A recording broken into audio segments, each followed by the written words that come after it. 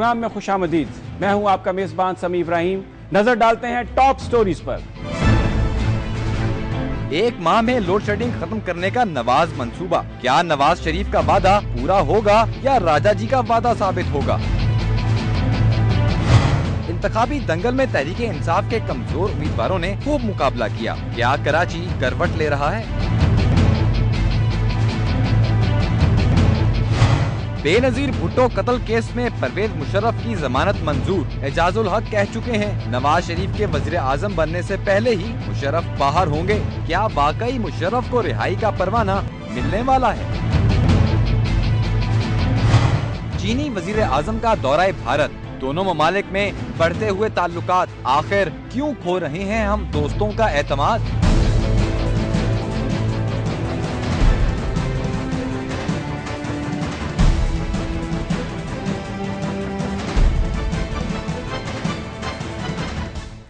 लाहौर में मुस्लिम लीग नून की पार्लिमानी पार्टी के इजलास में नवाज शरीफ ने इस बात का ऐलान किया है कि लोड शेडिंग का मसला तरजीही बुनियादों पर हल किया जाएगा। तालिबान से मुज़ाकरात बेहतरीन ऑप्शन है। मुंतखब हुकूमत को आईनी मुद्दत पूरी करने दिया जाए। सड़कों पर आकर मुंतखब हुकूमतों का तख्ता उलटने का रिवाज खत्म होना चाहिए। अगले 100 दिन में आवाम को हमारी कारकर्दगी की सिमत का अंदाजा हो जाएगा। और सदर ज़रदारी ने इंतखाबात में जीतने की मुबारकबाद नहीं दी। चंद दिनों बाद वजारत उज़्मा का मनसब संभालने वाले नवाज शरीफ ने लोड शेडिंग खत्म करने के लिए टाइम फ्रेम देने से गुरेज किया। बिजली और गैस का बहरान तमाम बहरानों की जड़ है।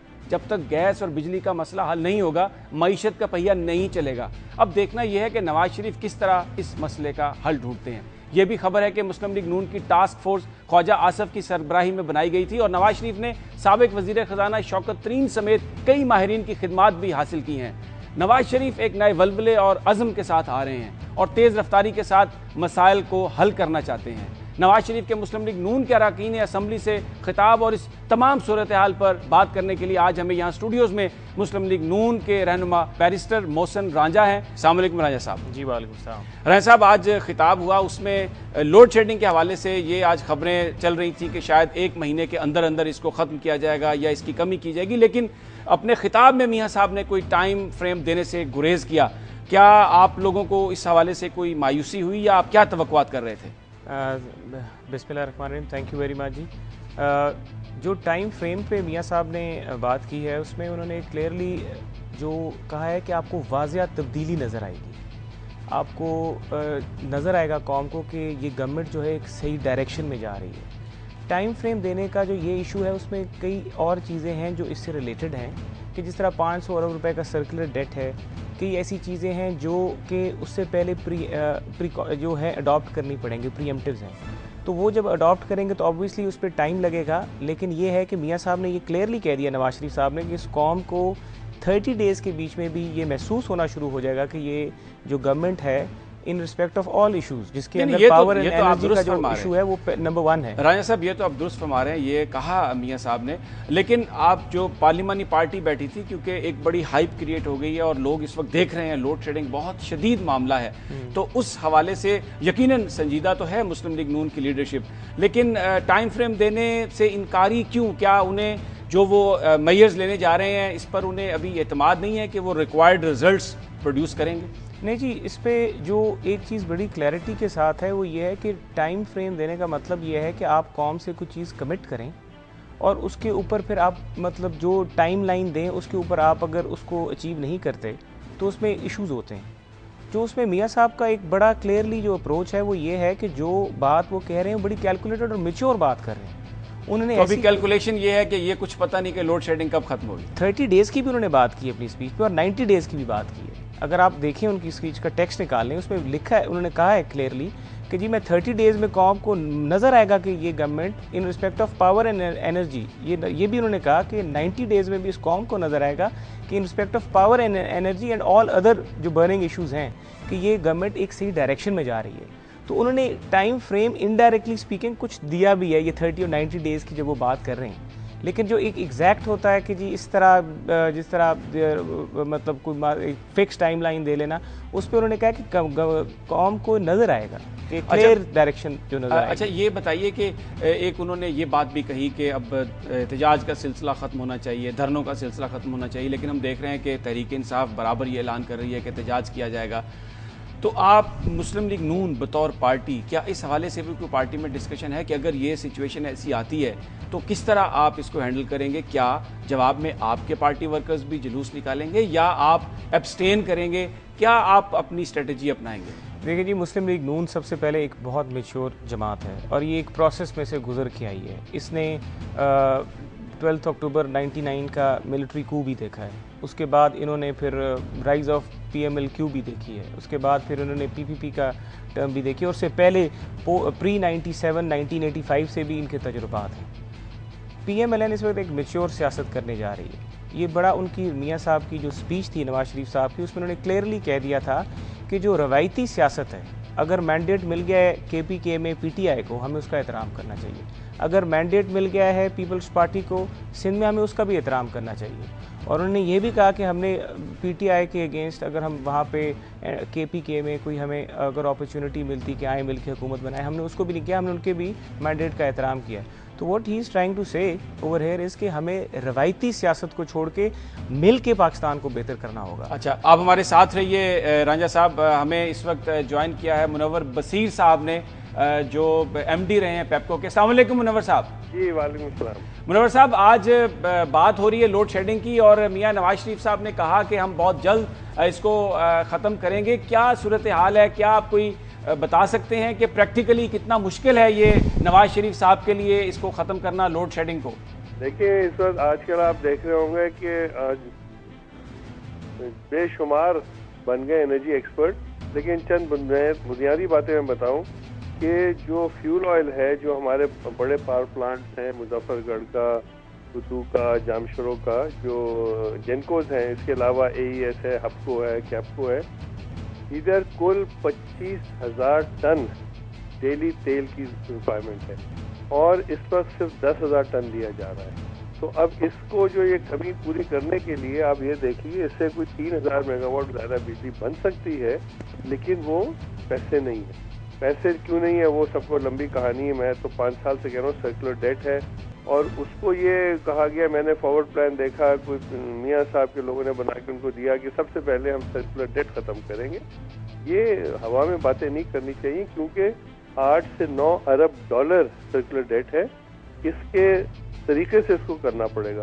दूसरी बात ये जो है, जो गैस हमारे पास है, जो हमारी जिस तरह से कहेंगे नॉन प्रोडक्टिव यूज पे लग रही है, अगर हम गैस एलोकेशन पॉलिसी ठीक करें, इस पे आपको सख्ती भी करनी पड़ेगी, कुछ लोग शोर भी डालेंगे, लेकिन मुल्की मफाद में अगर हम इस वक्त, मैंने हिसाब लगाया कि 400 से 500 मिलियन क्यूबिक फीट गैस आप डाइवर्ट कर सकते हैं पावर सेक्टर को, और उससे अगर 500 आप कर लें, आप समझिए 2-2.5 हज़ार आपकी और हो। ये आप दुरुस्त फरमा रहे हैं मुनव्वर साहब। मैं ये जानना चाह रहा हूँ कि आज उन्होंने बड़ा खुलकर ये बात कही कि मईशत का पहिया जो है वो तवानाई पर मुनहसर है और अगर मईशत ठीक करनी है, मुल्क को इस बहरान से निकालना है, तो फिर ये ठीक करना पड़ेगा। ये तो लाजिम है, बिल्कुल, ये बिल्कुल उन्होंने सही कहा, लेकिन इसको ठीक करने के लिए इसकी जो आपको देखें सेक्टर एक्सपर्ट से और पता होना चाहिए कि जी किधर ये मुश्किल है।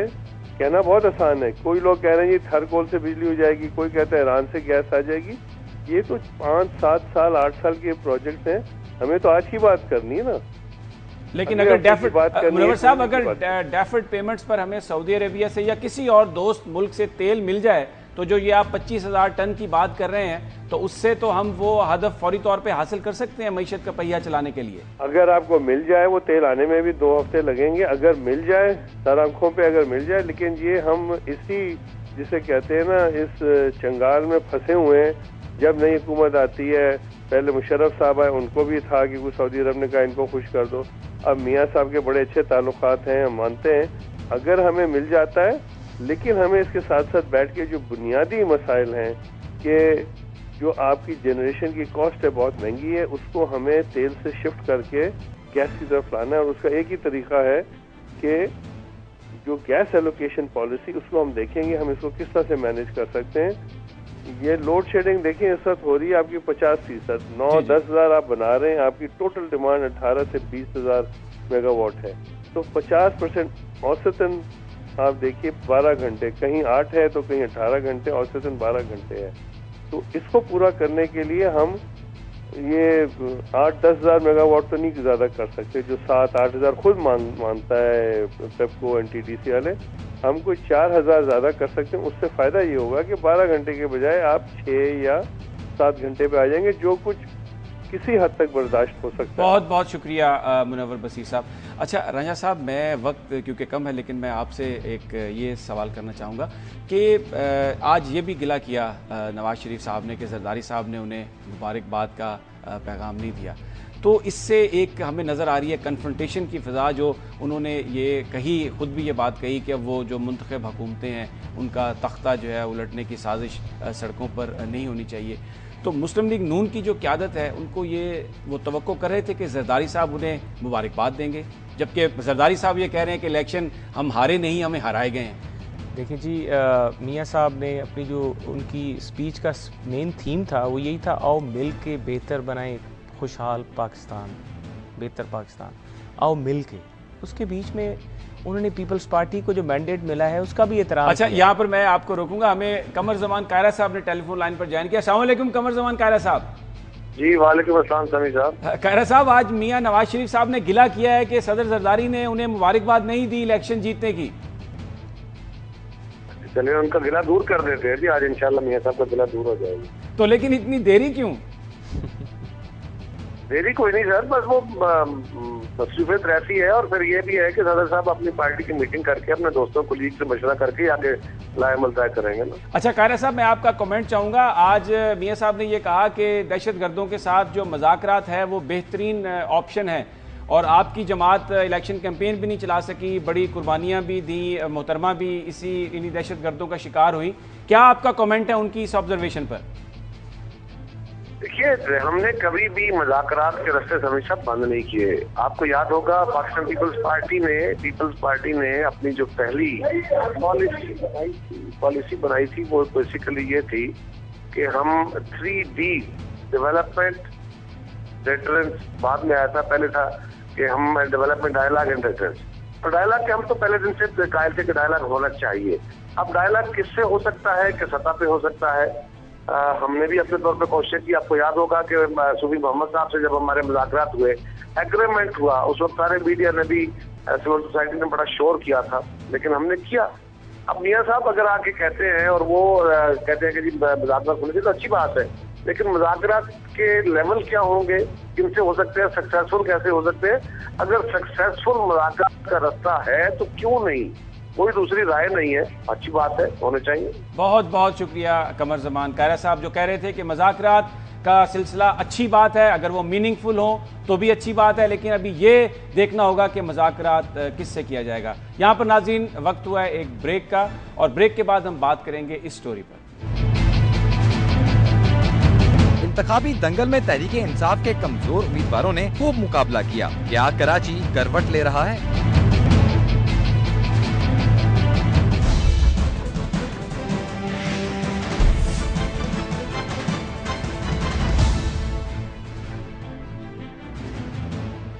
मुल्क भर में एहतजाज और धरनों की सियासत जारी है। इमरान खान कहते हैं कि एहतजाज जारी रहेगा, लेकिन आज हम बात करेंगे शहर कायद कराची की, जहां इस दफ़ा एक नया ट्रेंड देखने में आया है। तहरीक इंसाफ दूसरी बड़ी सियासी जमात बनकर उभरी है।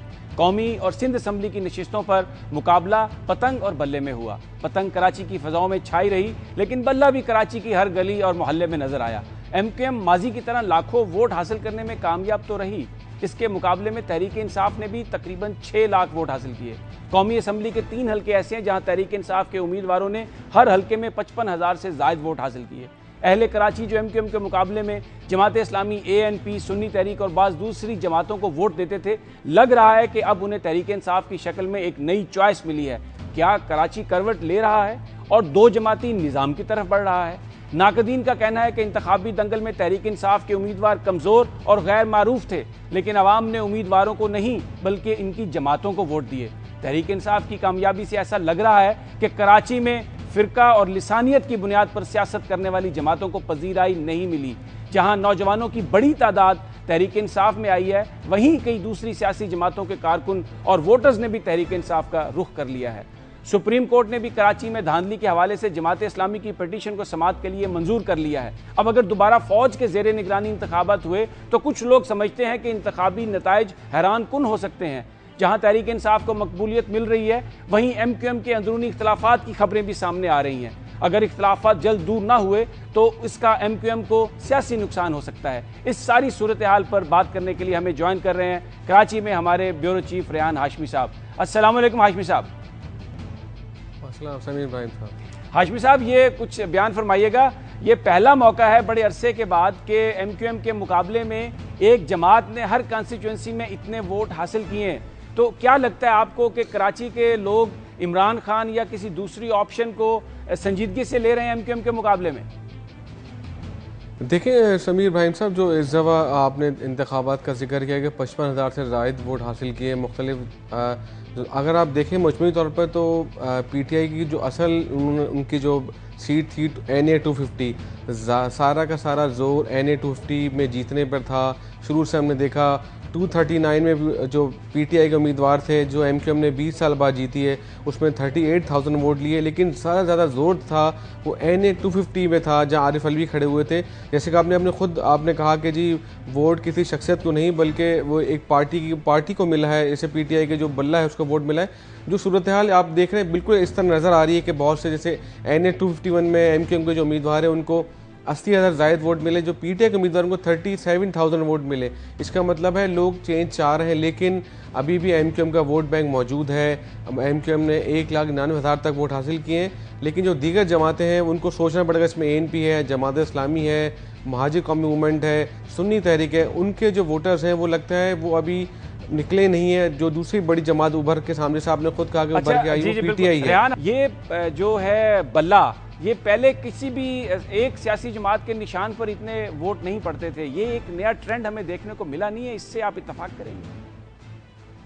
जी बिल्कुल, जैसे कि आपने ख़ुद भी देखा, हमने खुद इसकी कवरेज की। तमाम मुख्तलिफ इलाकों में हैरान कुन लोगों ने वोट डाले। 251 में 37,000 वोट मिले। 239 पीपल्स पार्टी का हल्का था। 88 में यहाँ हक परस्त ग्रुप था वो जीता था।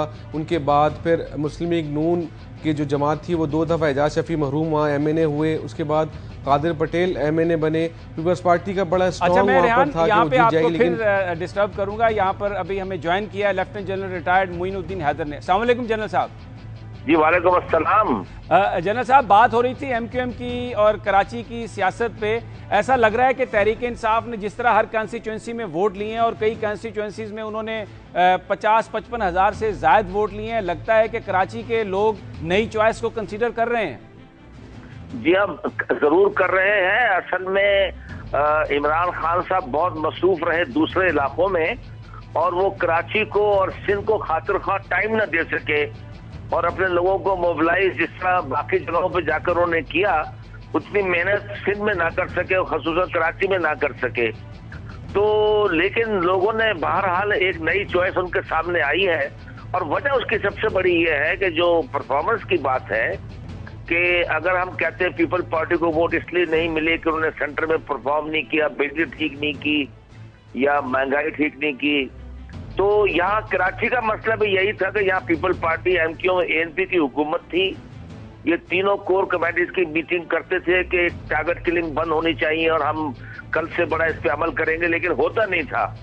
तो इसलिए एक नया हवा का झोंका लोगों को मिला है, एक नया ट्रेंड मिला है। इसलिए मेरा ख्याल है बेसिकली मसला परफॉर्मेंस का ही है ये भी। अच्छा जनरल साहब, एक और बात भी लोग कहते हैं कि जमात इस्लामी की जो एक पिटीशन है रिगिंग के हवाले से, दोबारा इलेक्शन कराने के हवाले से सुप्रीम कोर्ट में समाअत के लिए मंजूर है, और अगर फौज की निगरानी में हर कंस्टिट्यूंसी में दोबारा इलेक्शन का फैसला कर दिया जाए तो कुछ लोगों का ख्याल है कि नताइज हैरान कुन होंगे। आप क्या कमेंट करेंगे? देखिए, मसला अगर कोर्ट में चला गया है तो वहाँ मैं नहीं कह सकता, लेकिन मैं कहता हूँ ये बिल्कुल मुनासिब नहीं होगा। रिजल्ट जो है वो अनाउंस हो चुके हैं, एक काम हो चुका है। कब तक हम इलेक्शन में उलझे रहेंगे? कब हुकूमतें बनेंगी? कब लोगों के मसाइल हल होना शुरू होंगे? क्या आप इसी में उलझ के रह जाएं? तो मेरे ख्याल में ये मुनासिब नहीं होगा। तो बाकी यह है कि जमात इस्लामी अगली दफा कोशिश करे, और जहां तक हो सके बाइकआउट तो की जरूरत कर नहीं चाहिए। अगर किसी को कोई कंप्लेंट है रिगिंग की तो उस हल्के की और उस पोलिंग स्टेशन की आप जाके कोर्ट में या इलेक्शन कमीशन के सामने जाएं। लेकिन ये इस वक्त तो इस चीज को पूरे को दोबारा करना एक तो पंडोरा बॉक्स खोलना होगा, बड़ा खतरनाक बात होगी ये। बहुत बहुत शुक्रिया मोइनुद्दीन हैदर साहब हमारे से बात करने का। नाज़रीन, यहाँ पर वक्त हुआ एक ब्रेक का। ब्रेक से वापसी पर हम बात करेंगे इस स्टोरी पर। बेनजीर भुट्टो कत्ल केस में परवेज मुशर्रफ की जमानत मंजूर। एजाजुल हक कह चुके हैं नवाज शरीफ के वजीर आजम बनने से पहले ही मुशर्रफ बाहर होंगे। क्या वाकई मुशर्रफ को रिहाई का परवाना मिलने वाला है?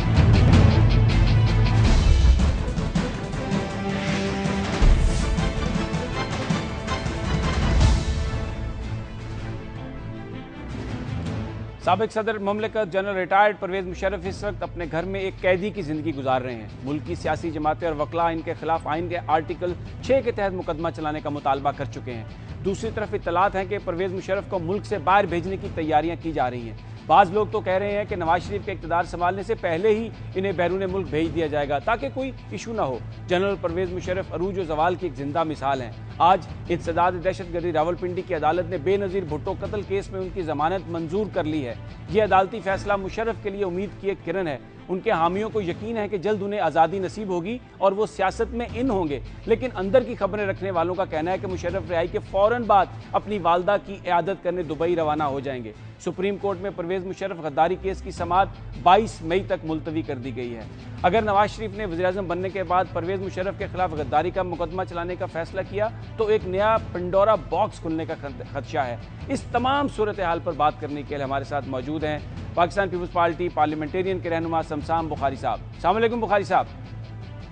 वालेकुम सलाम जी। बुखारी साहब, खबरें आ रही हैं कि परवेज मुशर्रफ साहब को वापस भेज दिया जाएगा अपनी वालदा की इयादत करने के लिए। क्या कमेंट है आपका? देखिए, मेरे पास तो खबर कोई ऐसी नहीं है, मगर गुमान गालिब यही है कि ऐसा ही होगा। आप एक सियासी जमात के रुकन हैं, बड़ी फाल आपकी सियासत है। आर्टिकल 6 के तहत भी मुकदमा चलाने की डिमांड थी और फिर पीपल्स पार्टी की चेयरपर्सन मोहतरमा बेनज़ीर भुट्टो के कत्ल के हवाले से उन पर बड़े संगीन इल्ज़ामात हैं। कैसे पार्टी आपकी रिएक्ट करेगी? देखिए जी, अर्ज़ ये है कि जहाँ तक आर्टिकल 6 का सवाल है तो आर्टिकल 6 जब वो मुल्क से बाहर थे और हमारी हुकूमत थी तब भी लागू हो सकता था और लागू नहीं हुआ। और मेरे ख्याल में आर्टिकल 6 अब भी लागू नहीं होना। मैं थोड़ी बात जो है थोड़ी सी मैं अपने ज़हन के मुताबिक कर जाता हूँ, पता नहीं उसके फ़ायदा होता है या नुकसान होता है, मगर मैं कहता हूँ कि जो आपका दिल कहे या सच जो है वो वही बेहतर होता है। मेरे ख्याल में तो ना आर्टिकल 6 उन पर लगा ना लगेगा। लेकिन जो सारी लॉयर्स की तंजीमें हैं उनकी डिमांड है और फिर ख़ास तौर पर जो 3 नवंबर के हवाले से जजेस ने ख़ुद भी बड़ी मुश्किलात बर्दाश्त की, तो आप क्या समझते हैं कि ये मामला इतनी आसानी से हल हो जाएगा? वो उनको आसानी से बाहर जाने दिया जाएगा? देखिए पहली बात तो ये है कि मेरे पास खबर नहीं है। आप भी स्पेकुलेशन पे बात कर रहे हैं, मैं भी स्पेकुलेशन पे बात कर रहा हूँ। जजेस जो हैं वो कोई ऐसा काम मेरे ख्याल में नहीं करेंगे जो मुस्लिम लीग नून की हुकूमत के लिए मुश्किल जिससे पेश आ सके। ये तो आपने दुरुस्त फरमाया, लेकिन क्या जो इससे एक पॉलिटिकल जो हमने कैंपेन में देखा उससे पहले भी देखा कि इससे साफ अगर आप मेरे से कहलवाएंगे तो मैं खुद फिर शिकार हो जाऊंगा जजेस का। बात यह है कि मैं आपको जो अर्ज़ कर रहा हूँ कि मेरे ख्याल में वो उनके लिए मुश्किलात पैदा नहीं करेंगे। मुल्क के हालात आपके और तरह के हैं, ज़मानत उनकी हो गई है और अगर ये आर्टिकल 6 लगेगा तो ये बड़ा कारनामा होगा। ये फिर ऐसा कारनामा होगा जो हमसे नहीं हुआ और PMLN कर ले, मगर मेरे ख्याल में होना नहीं। अच्छा शमशाम साहब, आज मियाँ नवाज शरीफ साहब ने भी खिताब किया अपनी पार्लिमानी पार्टी से और उन्होंने ये कहा कि जो सड़कों पर आकर इक़्तिदार का तख्ता उलटने की बात की जाती है अब उसका रवाज ख़त्म हो गया, आइनी मुद्दत पूरी करने दी जाए। हमने भी पीपल्स पार्टी को आइनी मुद्दत पूरी करने दी। लेकिन दूसरी तरफ इमरान खान साहब एक भरपूर एहतजाज की बात कर रहे हैं। ये जो सारी सूरत हाल है इसमें आप क्या देखते हैं? पीपल्स पार्टी का क्या रोल होगा? आप इमरान खान के एहतजाज में जाएंगे या आपका वज़न मुस्लिम लीग नवाज़ के पलड़े में जाएगा? नहीं जी, हमारा वज़न तो ना मुस्लिम लीग नवाज़ के पलड़े में जाएगा और ना इमरान खान के पलड़े में जाएगा। हमारा वज़न तो जाना चाहिए जमहूरियत के पलड़े में।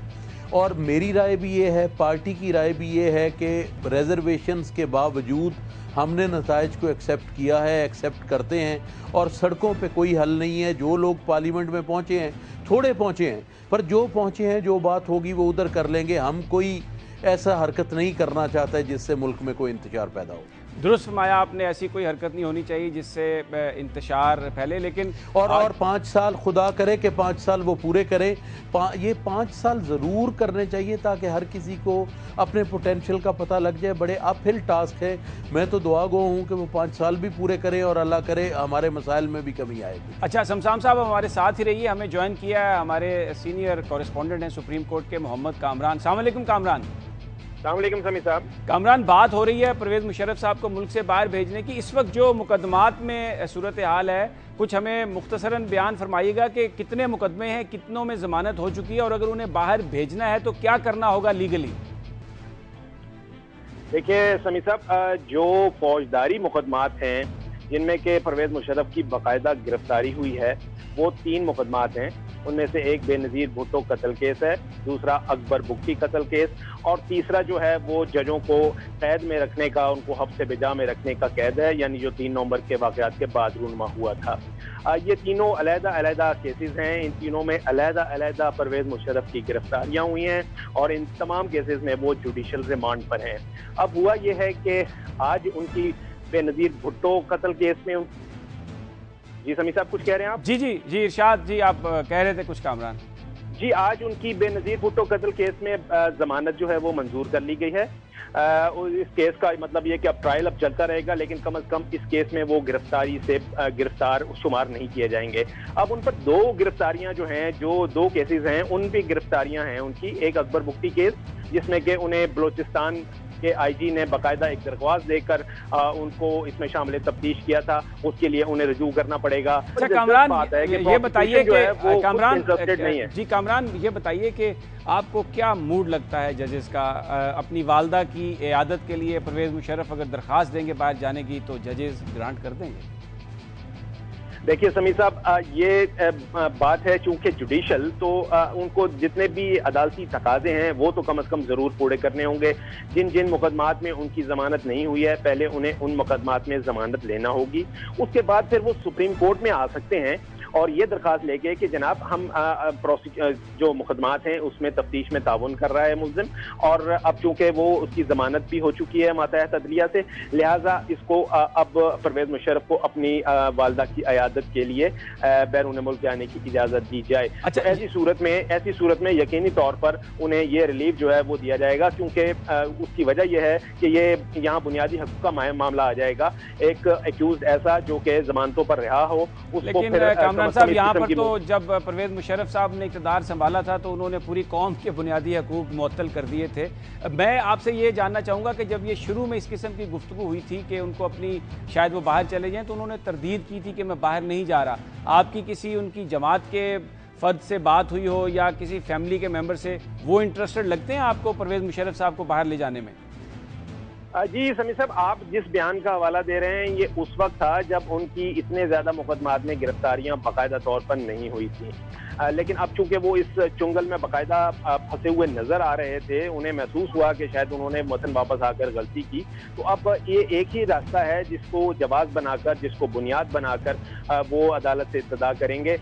और अभी तक हमने उनके किसी अजीज रिश्तेदार से तो बात नहीं की, लेकिन उनके वकला का ये कहना है, अदालत में खास तौर पर उन्होंने सुप्रीम कोर्ट में ये कहा था कि उनका और कोई इंटरेस्ट नहीं है, वो जो भी प्रोसिक्यूशन हो रही है, जो भी मुकदमात चल रहे हैं उनको फेस करेंगे, लेकिन सिर्फ एक नुक्ते पर वो बाहर जाने की किसी स्टेज पर अदालत से रजू करेंगे। बहुत शुक्रिया कामरान, बहुत शुक्रिया जो बता रहे थे कि परवेज़ मुशर्रफ के वकला ने अदालत में ये बताया था कि वो मुकम्मल तौर पर कानूनी जंग लड़ेंगे, लेकिन एक नुक्ता जिस पर वो बाहर जाने की इजाज़त तलब कर सकते हैं वो है उनकी वालदा की बीमारी। नाजरीन हमारे साथ रहिए, वक्त हुआ एक ब्रेक का। ब्रेक के बाद हम बात करेंगे इस स्टोरी पर। चीनी वजीर आजम का दौरा भारत, दोनों ममालिक में बढ़ते हुए ताल्लुकात, आखिर क्यों खो रहे हैं हम दोस्तों का एतमाद?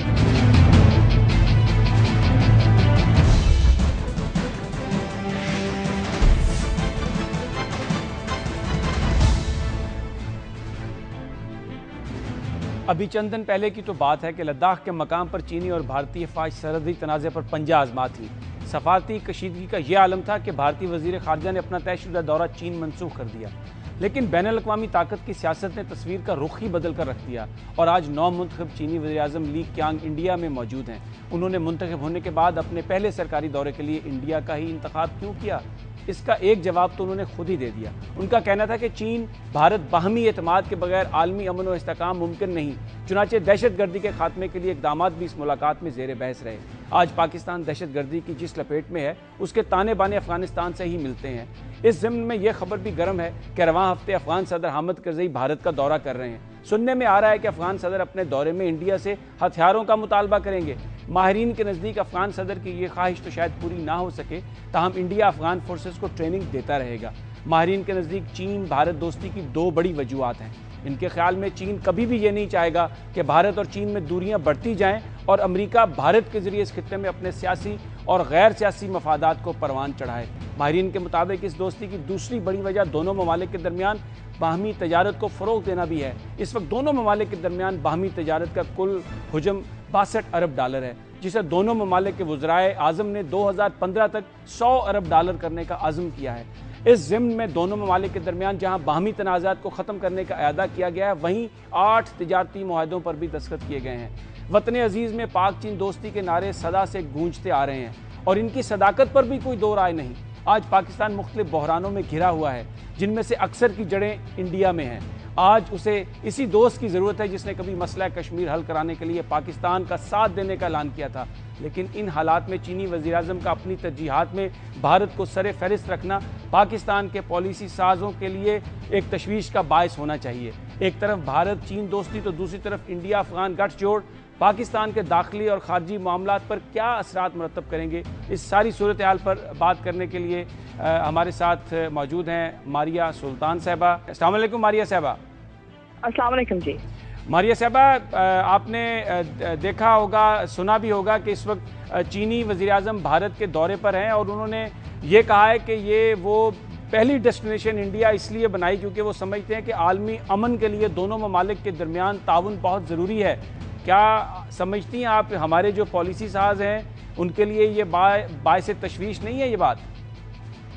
देखिए, जहां आप ये बात कहना दुरुस्त होगी कि हमारे लिए बात से तशवीश है और हमें ये मामला ना सिर्फ चीन की आला क़यादत के साथ उठाना चाहिए, लेकिन इसके लिए बाज़ाब्ता तौर के ऊपर काम भी करना चाहिए ताकि पाकिस्तान चीन के ताल्लुकात जो है इस बेहतर से बेहतरी की तरफ चले जाएं। लेकिन ये कहने के अलावा मैं ये बात यहाँ ज़रूर कहना चाहूँगी कि जो इस वक्त चीन की जो कोशिश है, वो चाहते हैं कि हिंदुस्तान और चीन के माबैन ऐसे ताल्लुकात कायम हो जाएं जिसकी बुनियाद के ऊपर हिंदुस्तान और अमेरिका के दरमियान जो ताल्लुकात हैं उनके अंदर कोई कमी या बदतरीज जो है उनके असर रसूख के अंदर कुछ कमी आए, तो मेरे ख्याल से ये भी एक नामुमकिन हकीकत है। मारिया साहब, आप हमारे साथ रहिए। पाकिस्तान की जी मारिया साहब हमारे साथ रहिए। हमें इस वक्त ज्वाइन किया है टेलीफोन लाइन पर lieutenant general retired Talat Masood साहब ने। जनरल साहब, ये बयान फरमाइएगा, हम इस वक्त इंडिया और चाइना के दरमियान जो बढ़ रही हैं कुर्बतें, दूरियां कम हो रही हैं, उस पर बात कर रहे थे। मैं एक और इशू, वो भी इंडिया से जुड़ा हुआ है। ये बताया जा रहा है कि अफगान सदर करज़ई जाने वाले हैं न्यू दिल्ली और वहाँ पर वो कह रहे हैं कि असला दिया जाए अफ़गानिस्तान को। तो अफ़गानिस्तान की भी जो दूरियां हैं इंडिया के साथ वो बहुत कम होती जा रही हैं। हमें इस सारी सूरत हाल में इस्लामाबाद क्या सोच रहा है? देखिए, ये असल में जीरो सम गेम नहीं होता है कि अगर एक मुल्क से ताल्लुकात किसी एक दूसरे मुल्क के बेहतर हों तो उसका मतलब ये नहीं है कि उससे पाकिस्तान इस कुस्म से मुतासर होगा। ये ज़रूर है कि हमें नज़र रखनी चाहिए कि किस हद तक और किस वजह से ये ताल्लुकात जो हैं वो बढ़ रहे हैं। चीन और इंडिया में जो ताल्लुकात बढ़ रहे हैं वो तिजारत और इक़्तिसादी लिंकेजेस की वजह से बढ़ रहे हैं। दोनों ये समझते हैं कि इनको आपस में तिजारत अगर ये करते रहें और तिजारत बढ़ाते रहें और इक़्तिसादी और माशी इनकी जो राब्ते हैं, रवाबित हैं, वो बेहतर हों तो उससे इन दोनों ममालिक को सख्त फ़ायदा होगा। इसलिए कि ये दोनों इमर्जिंग मार्केट्स हैं, ये डेवलपिंग कंट्रीज़ हैं और बजाय दूसरे ममालिक से तिजारत करने के अपने हमसायों से अगर करें तो इसके बेहतर नतायज मिल सकते हैं और इससे शायद हमारे जो सरहदी मसाइल हैं वो भी हल हो जाएं। तो एक तरीके से ये बड़ी अप्रोच ऐसी है जो कि ये चीन ने पाकिस्तान को भी यही मशवरा दिया था कि आप बावजूद इसके कि आपके सरहद के मामलात हैं और अफगानिस्तान से जो मामला है वो ज़रा काफ़ी कॉम्प्लेक्स और पेचीदा है, इसलिए कि कारज़ाई साहब और जो इस वक्त हुकूमत है अफगानिस्तान में, उसकी इनसिक्योरिटीज बहुत ज्यादा हैं। तो अच्छा तलत साहब, आप दुरुस्त फरमा रहे हैं। आप और इंडिया से मदद लेना मैं आपका कमेंट यहाँ पे चाहूँगा। आपने बात की चाइना और इंडिया के दरमियान ताल्लुकात की, तिजारत और इकोनॉमी की बात की। हम भी पाकिस्तान में इक़्तिसादी तरक्की चाहते हैं और उसके लिए यहाँ पर भी इन्वेस्टमेंट चाहिए, कारोबार चाहिए, लेकिन फिर वही ये सवाल जुड़ा हुआ है दहशत गर्दी के साथ। तो इस वक्त जो सूरत हाल है जिसमें हमें ये नज़र आ रहा है कि अफ़गानिस्तान भी हमें को बहुत ज़्यादा ताउन करता हुआ नज़र नहीं आ रहा, आप क्या देख रहे हैं? ये दहशत गर्दी का जो मामला है, ये कब तक कुछ इसमें कमी पाकिस्तान ला सकेगा ताकि कोई इन्वेस्टमेंट आए? जी बिल्कुल, दहशत गर्दी और इक़्तिसादी और माशी तरक्की जो है वो बिल्कुल एक साथ मुंसलिक हैं। इसलिए कि जब तक पाकिस्तान में हालात ठीक नहीं होते, न सिर्फ दहशत गर्दी से बल्कि जो मजमूई तौर से लॉ एंड ऑर्डर सिचुएशन ख़राब है, चाहे कराची में हो या बलूचिस्तान में हो या कोई कबायली इलाकों में हो या खैबर पख्तूनख्वा में हो, उसके तमाम मुज़िर असरात जो हैं वो हमारी माशी हालत पर पड़ रहे हैं। तो हमें कोशिश करनी चाहिए और उसको सबसे ज़्यादा तरजीह देने की ज़रूरत है। बहुत बहुत शुक्रिया तलत मसूद साहब और मारिया सुल्तान साहबा। तलत साहब कह रहे थे कि मईशत में तरक्की और कामयाबी जो है वो निहायत ज़रूरी है इस मुल्क के हालात को बेहतर बनाने के लिए, और हमें पूरी तवज्जो इसी पर देनी चाहिए। नाजरीन, यहाँ पर आज का प्रोग्राम ख़त्म होता है। कल इंशाल्लाह आपसे मुलाकात होगी टॉप स्टोरीज़ और नए तज्जियों के साथ। इजाज़त दीजिए, अल्लाह हाफ़िज़।